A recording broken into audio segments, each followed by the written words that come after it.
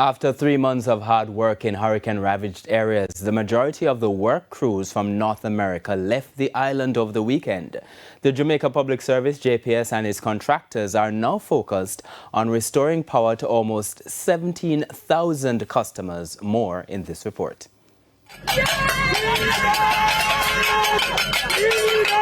That's the sound of gratitude.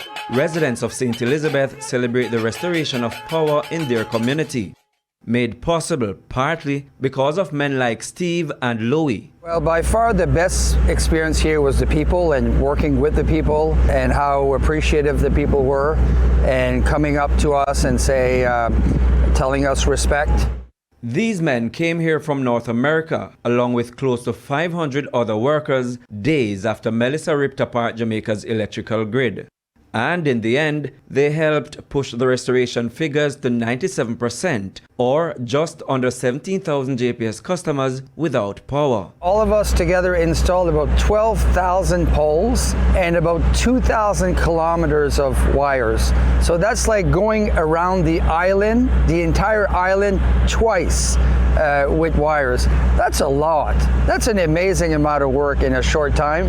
And that's a big feat. Yeah, 10,000 cross arms, 18,000 insulators. They're all big numbers, huge numbers. But behind those numbers were real challenges and real stories of resilience and adaptation for the work crews. Where we're from, it's very cold and there's snow. So here it's, it's 31 degrees, 34 degrees. So we had to get used to the sun and the heat, but we did. And after a few days, I think we're quite comfortable. I thought the driving was a bit getting used to. Speeding seems to be okay sometime, but the potholes weren't nice. We didn't but that was the worst. The images of destruction in Jamaica are also etched in their minds. They have never seen anything like this before, and that is saying a lot, given some of these workmen have become linemen for hire across the world where natural disasters hit power grids. It was a historic event for sure.